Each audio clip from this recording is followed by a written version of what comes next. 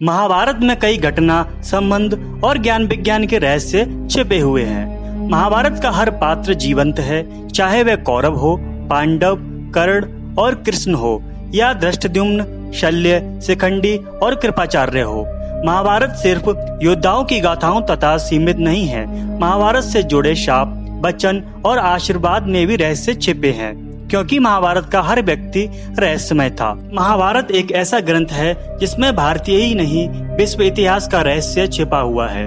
महाभारत संबंधी अब तक जितनी भी खुदाई हुई है या उस काल के तथ्य मिले हैं, वे सभी मानव इतिहास के रहस्यों से पर्दा उठाते हैं। भारत ही नहीं, इसमें मनुष्यों के इतिहास का अभी भी वह कालखंड छुपा हुआ है जिसके जानने से ज्ञान विज्ञान, खगोल, धर्म आदि के मामले में मनुष्यों की जानकारी में आश्चर्यजनक रूप से इजाफा हो सकता है। किसी भी देश के इतिहास को धर्म के चश्मे से नहीं देखा जा सकता है। आओ हम जानते हैं महाभारत काल के ऐसे 10 व्यक्तियों के बारे में जिनमें अद्भुत क्षमता थी। वे आम मनुष्यों की तरह मनुष्य नहीं थे, वे कुछ और ही तरह की क्षमता से संपन्न थे। ऐसे ही और मजेदार वीडियो देखने के लिए हमारे चैनल को सब्सक्राइब कीजिए और बेल नोटिफिकेशन को दबाना ना भूलिएगा। तो आइए चलते हैं वीडियो की तरफ। पहला रहस्यमय व्यक्ति सहदेव। 5 पांडवों में से 2 नकुल और सहदेव दोनों ही माद्री अश्विन कुमार के पुत्र थे। सहदेव भविष्य में होने वाली हर घटना को पहले से ही जान लेते थे। वे जानते थे कि महाभारत होने वाली है और कौन किसको मारेगा और कौन विजयी होगा। लेकिन भगवान कृष्ण ने उसे श्राप दिया था कि अगर वह इस बारे में लोगों को बताएगा तो उसकी मृत्यु हो जाएगी। आखिर ये शक्ति उन्हें मिली कैसे?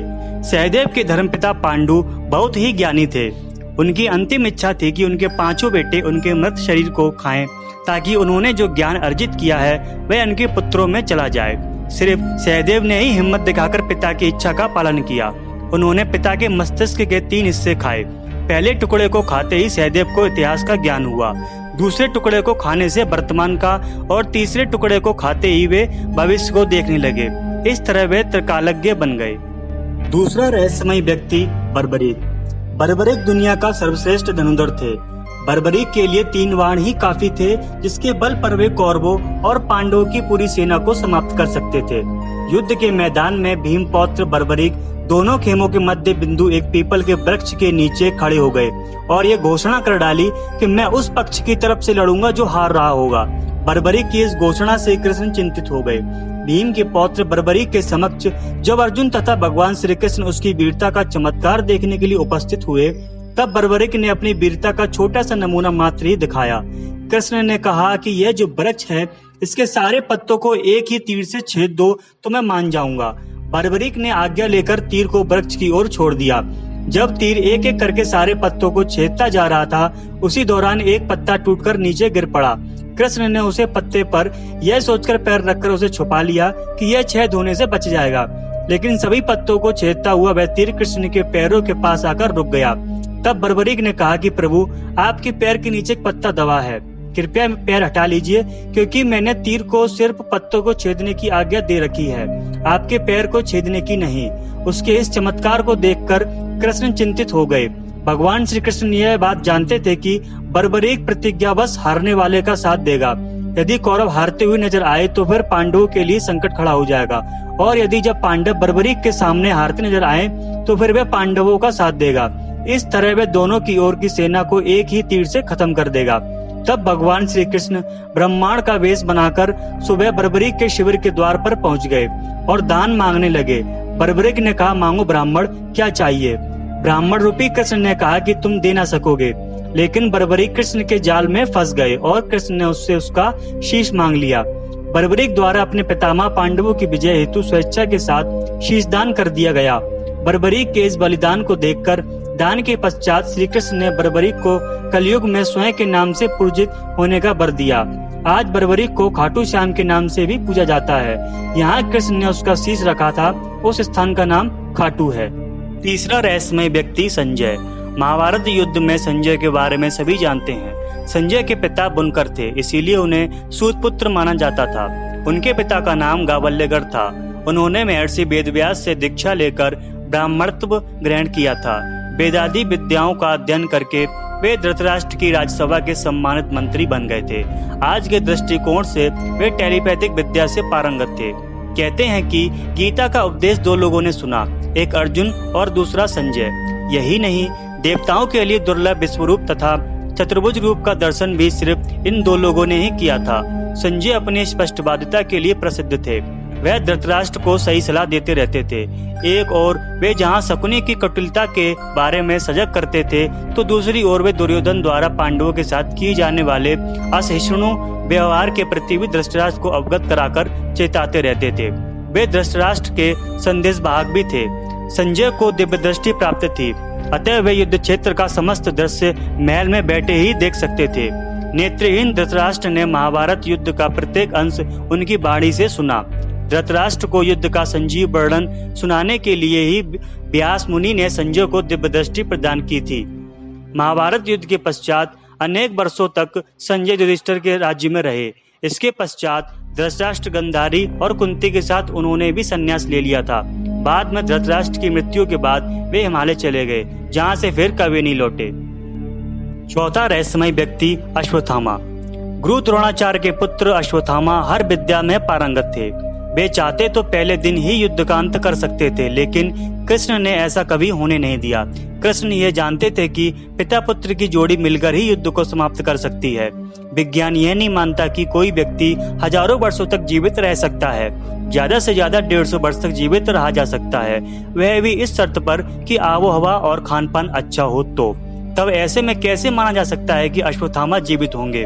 लेकिन यह सत्य है कि अश्वत्थामा आज भी जीवित है। आखिर क्यों जीवित है अश्वत्थामा? महाभारत के युद्ध में अश्वत्थामा ने ब्रह्मास्त्र छोड़ दिया था, जिसके चलते लाखों लोग मारे गए थे। अश्वत्थामा के इस कृत्य से कृष्ण क्रोधित हो गए थे और उन्होंने अश्वत्थामा को शाप दिया था कि तू इतने बदों का पाप ढोता हुआ 3000 वर्ष तक निर्जन स्थानों में भटकेगा। तेरे शरीर से सदैव रक्त की दुर्गंध निसृत होती रहेगी। तू अनेक रोगों से पीड़ित रहेगा। व्यास ने श्री कृष्ण के वचनों का अनुमोदन किया। कहते हैं कि अश्वत्थामा इस शाप के बाद रेगिस्तानी इलाके में चला गया था और वहां रहने लगा था। कुछ लोग मानते हैं कि वह अरब चला गया था।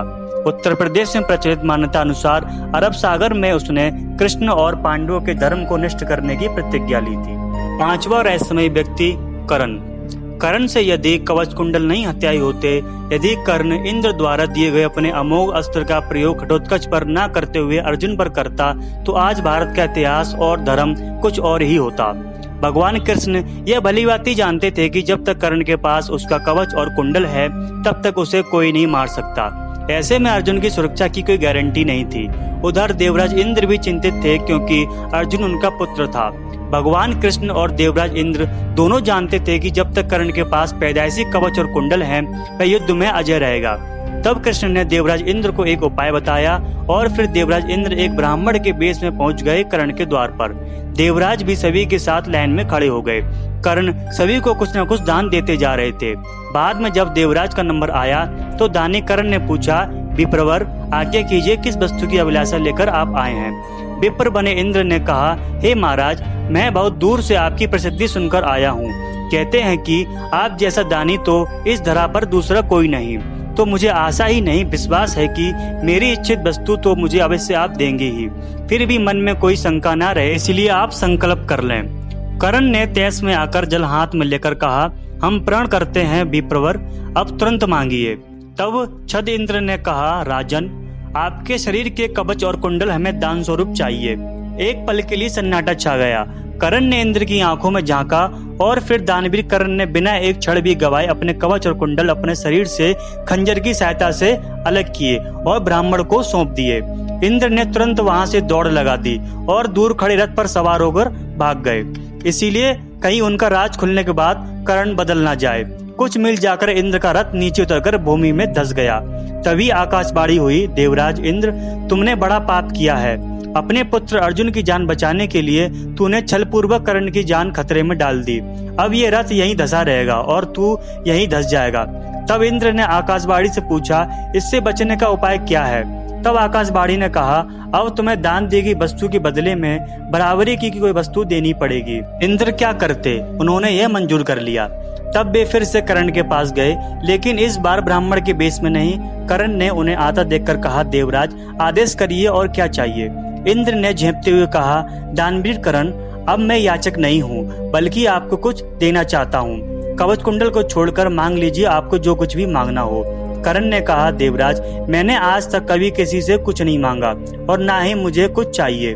कर्ण सिर्फ दान देना जानता है, लेना नहीं। तब इंद्र ने विनम्रता पूर्वक कहा, महाराज, आपको कुछ तो मांगना ही पड़ेगा, अन्यथा मेरा रथ और मैं यहाँ से नहीं जा सकता हूँ। आप कुछ मांगेंगे तो मुझ पर बड़ी कृपा होगी। आप जो भी मांगेंगे मैं देने को तैयार हूँ।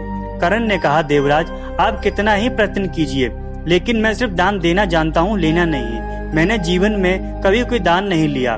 तब लाचार इंद्र ने कहा, मैं ये ब्रज रूपी शक्ति आपको बदले में देकर जा रहा हूँ। तुम इसको जिसके ऊपर भी चला दोगे वो बच नहीं पाएगा, भले ही साक्षात काल के ऊपर ही चला देना, लेकिन इसका प्रयोग सिर्फ एक बार ही कर पाओगे।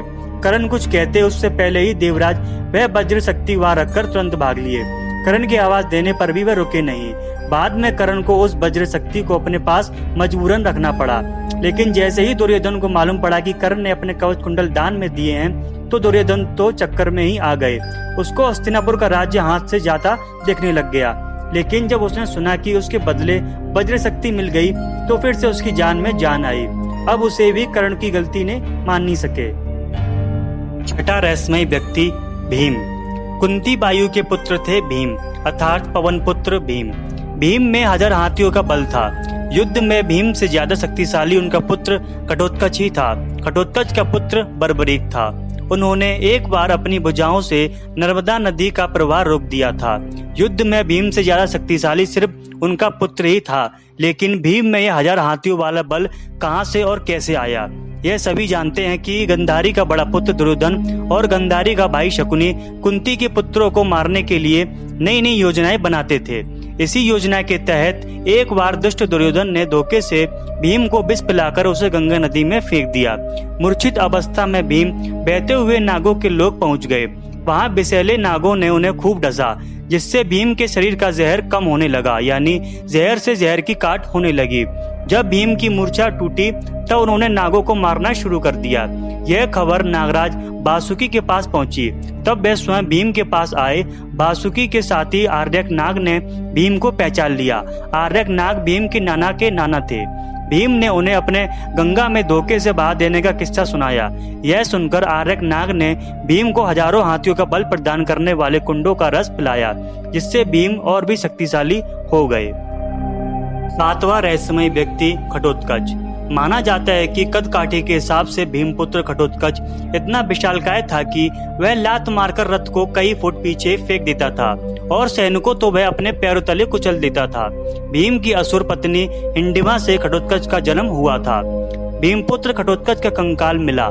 जन्म लेते समय उसके सिर पर केश उत्कच नहीं थे, इसीलिए उसका नाम गठहाथी का मस्तक प्लस उत्कच केशहीन अर्थात घटोत्कच रखा गया।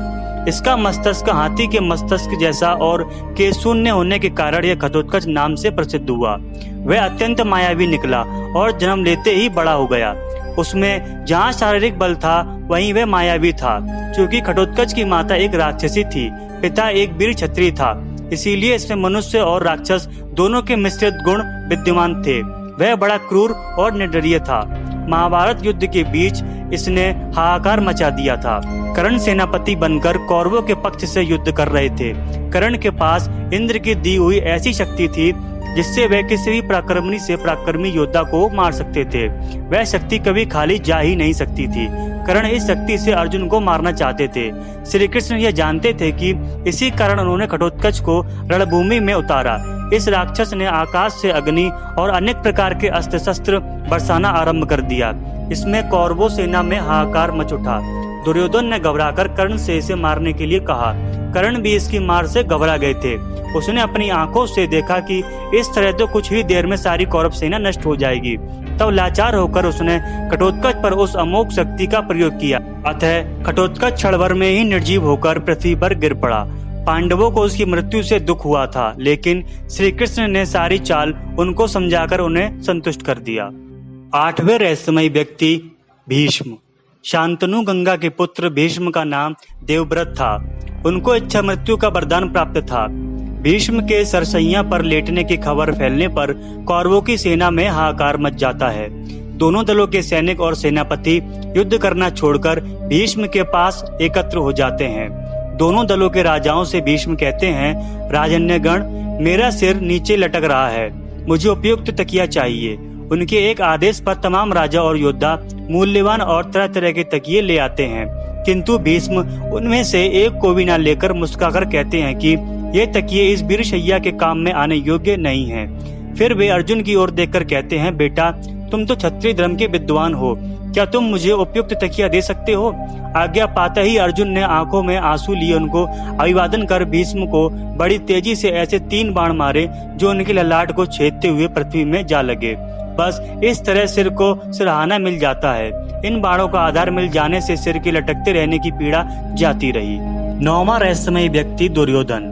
दुर्योधन का शरीर वज्र के समान कठोर था, जिसे किसी धनुष या अन्य किसी हथियार से छेदा नहीं जा सकता था, लेकिन उसकी जांघ के प्राकृतिक रूप से होने के कारण भीम ने उसकी जांघ पर वार कर उसके शरीर के 2 फाड़ कर दिए थे। दुर्योधन का यह वज्र समान शरीर उनकी माता गांधारी के देखने के कारण बना था।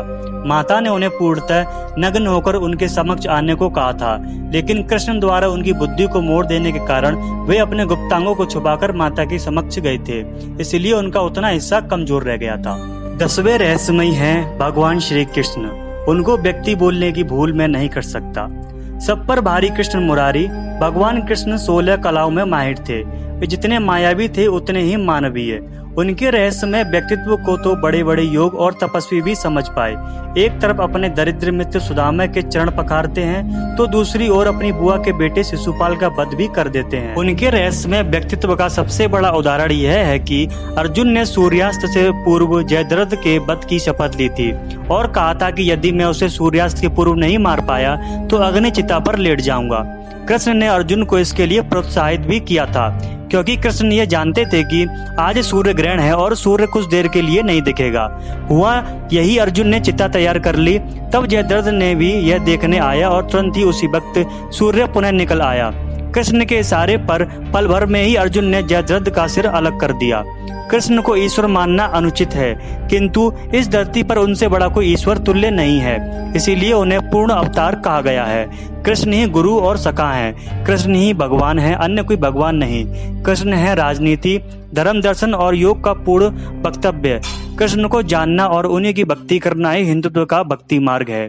अन्य की भक्ति सिर्फ भ्रम, भटकाव और निर्णयहीनता के मार्ग पर ले जाती है।